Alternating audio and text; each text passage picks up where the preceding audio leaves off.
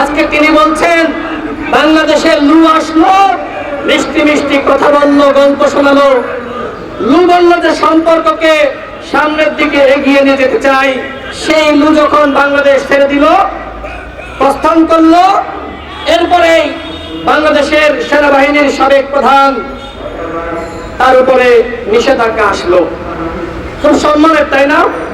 আমাদের সেনাবাহিনী খুব গর্বিত হয়েছে, তাই না?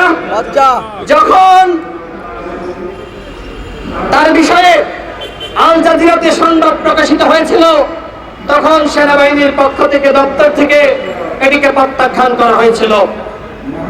এখনো পর্যন্ত আমরা দেখেছি যে নিষেধাজ্ঞা আসলো, সে এবং তার পরিবারের উপরে সেনাবাহিনী কিছু বলে নাই। আমাদের পররাষ্ট্রমন্ত্রী বলেছে যে এটি সেনাবাহিনীর বিষয়। আমরাও দেখতে চাই সেনাবাহিনী কি করতে চাই। আসলে কি আজিজকে তারা গ্রেফতার করবে, মার্শাল লর মাধ্যমে তাকে কি পানিশমেন্টের আওতায় আনবে, নাকি তার অপরাধ সেনাবাহিনী গায়ে মেখে নিবে? সেটি আমরা বাংলাদেশের নাগরিক হিসেবে সেনাবাহিনীর কাছ থেকে আমরা জানতে চাই। আমার দেশের সেনাবাহিনীর বেতন দেওয়া হয় এদেশের 18 কোটি মানুষের ঘাম এবং ট্যাক্সের টাকায়।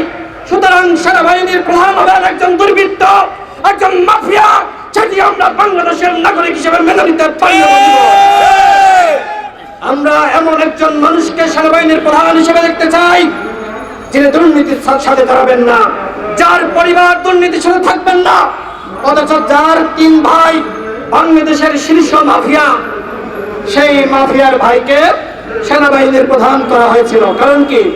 কারণ এই যে যারা ক্ষমতায় রয়েছে এরাও তো মাফিয়া। তো মাফিয়ারা কি করবে?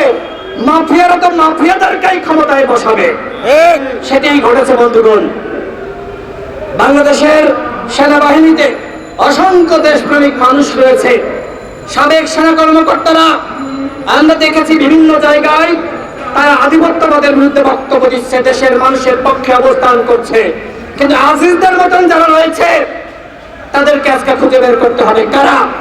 এই যে আজিজ সেনাবাহিনীর প্রধান ছিল, সে কি আর কাউকে তার মতন যারা আছে তাদেরকে সেখানে বসায়নি? উত্তরসূরি তৈরি করে নাই? অবশ্যই করেছে। এইভাবে আজকে সেনাবাহিনীকে ধ্বংস করার ষড়যন্ত্রে এই সরকার লিপ্ত হয়েছে। সেনাবাহিনীকে ধ্বংস করা মানে কি? সেনাবাহিনীকে ধ্বংস করা মানে দেশের স্বাধীনতা, সার্বভৌমত্বকে ধ্বংস করা। অর্থাৎ সেনাবাহিনীকে পঙ্গু করে এই সরকার ভারতের কাছে দেশকে বিকিয়ে দিতে চায়। দেশের স্বাধীনতা, সার্বভৌমত্বকে তারা খর্ব করতে চায়। কিন্তু আমরা এটি কখনোই মেনে নিতে পারি না বন্ধুগণ।